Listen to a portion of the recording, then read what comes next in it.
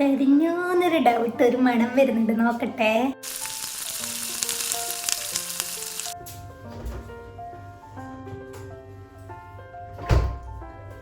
Hello guys, welcome back to my YouTube channel. ഇന്ന് ഞാൻ വന്നിട്ടുള്ളത് ചെറിയൊരു കുക്കിംഗ് വീഡിയോ ആയിട്ടാണ്.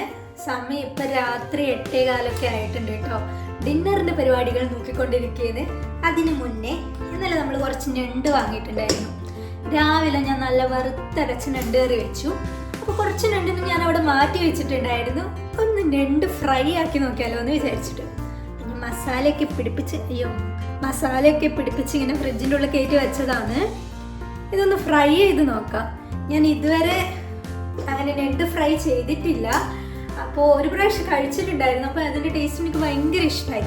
എന്നാൽ പിന്നെ ഒന്ന് ഞണ്ട് ഫ്രൈ ആക്കിയാലോ വിചാരിച്ചിട്ട് ഇങ്ങനെ മാറ്റി വെച്ച സാധനമാണിത്. ഇത് വെച്ച് ഞണ്ട് ഫ്രൈ ആക്കുന്ന ഒരു വീഡിയോ ആണ് ഞാൻ ഇന്ന് നിങ്ങൾക്ക് കാണിച്ചു തരാൻ പോകുന്നത്. Okay, so let's get into the video. അപ്പോൾ രാവിലത്തെ ഞണ്ട് കറി ഇത്ര പോരെ ബാക്കിയുണ്ട്. നല്ല അടിപൊളി ദോശയും ഞണ്ട് കറിയും ഞണ്ട് ഫ്രൈയും. ഇതാണ് ഞാൻ ഇന്ന് ഡിന്നറിന് പ്ലാൻ ചെയ്തിട്ടുള്ളത്. എന്നാൽ പിന്നെ നമുക്ക് തുടങ്ങിയാലോ.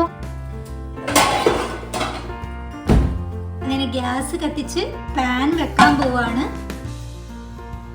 ഈ ഞണ്ട് കറി എന്നൊക്കെ പറയുമ്പോഴേ നമ്മൾ കണ്ണൂർക്കാർക്കൊക്കെ നല്ല വറുത്തരച്ച ഞണ്ട് കറിയാണ് ആദ്യം ഓർമ്മ വരിക. അപ്പൊ ഞണ്ട് കിട്ടിക്കഴിഞ്ഞാൽ അന്ന് വറുത്തരച്ച ഞണ്ട് കറി അതായിരിക്കും സ്പെഷ്യല്. പക്ഷെ അങ്ങനെ ഇരിക്കുമ്പോഴാണ് ഈ മസ്കറ്റിൽ വന്നിട്ട് ഞാനൊരു പ്രാവശ്യം ഞണ്ട് ഫ്രൈ കഴിക്കുന്നത്. എൻ്റെ പൊന്നി, ഒരു രക്ഷയുമില്ല, നല്ല ടേസ്റ്റ് ആയിരുന്നു. അപ്പൊ പിന്നെ എന്തുകൊണ്ട് ഞണ്ട് ഫ്രൈ ആക്കിക്കൂടാന്ന് വിചാരിച്ച് ഞാൻ കുറച്ച് മസാലകളൊക്കെ കൂട്ടി മാരിനേറ്റ് ചെയ്ത് ഫ്രിഡ്ജിൽ കയറ്റിയതായത്. മസാല എന്ന് പറയുമ്പോൾ വലിയ കാര്യമായിട്ടൊന്നുമില്ല. കുറച്ച് മഞ്ഞൾപ്പൊടി, കുറച്ച് മുളക് പൊടി, പിന്നെ കുറച്ച് കുരുമുളക് പൊടി, പിന്നെ കുറച്ച് മല്ലിപ്പൊടി, ജിഞ്ചർ ഗാർലിക് പേസ്റ്റ്, അങ്ങനെ നോർമൽ മസാലകളൊക്കെ മാരിനേറ്റ് ചെയ്ത് വെച്ച് രാവിലെ ഫ്രിഡ്ജിൽ കയറ്റി ഇപ്പം എടുത്ത് പുറത്ത് വെച്ചതാണ്. ഇനി നമുക്കിത് ജസ്റ്റ് നമ്മൾ ചൂടാക്കാൻ വെച്ച പാനിലേക്ക് ഒന്നിട്ട് കൊടുക്കാം.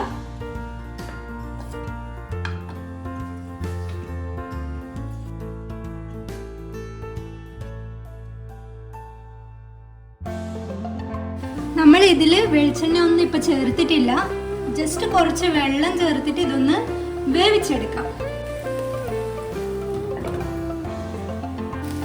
വാവ്, ചെറുതായിട്ട് കരിയുന്നുണ്ട്. അപ്പം നമുക്ക് ഇനി കുറച്ച് എണ്ണ ഒഴിച്ചു കൊടുക്കാം.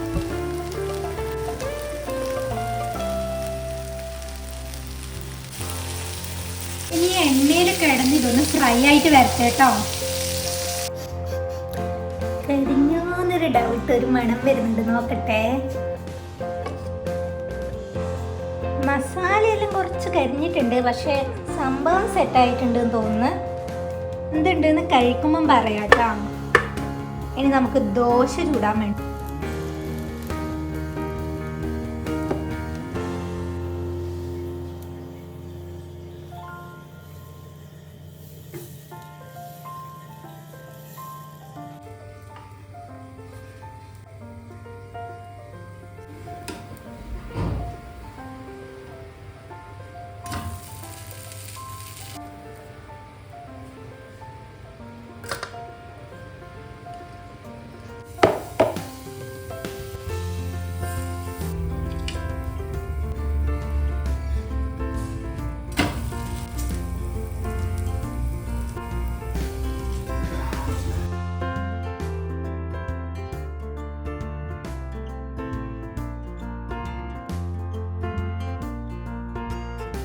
അബിയേട്ടാ, കഴിച്ചിട്ട് എങ്ങനെയുണ്ട് എന്നൊന്ന് പറയണേ.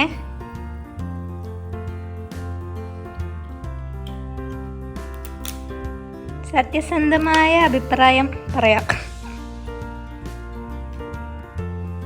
എൻ്റെ ഞണ്ട് ഫ്രൈ കുഴപ്പമൊന്നുമില്ല.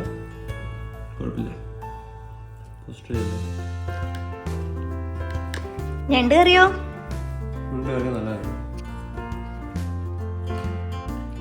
ഇത്രയുള്ളൂ ഇന്നത്തെ വീഡിയോ. എന്തായാലും ഞണ്ട് ഫ്രൈയും കൂട്ടി ഞാൻ ദോശ കഴിക്കട്ടെ. അപ്പോൾ മറ്റൊരു വീഡിയോ ആയിട്ട് വീണ്ടും കാണുന്നവരേക്കും bye, take care, thank you for watching.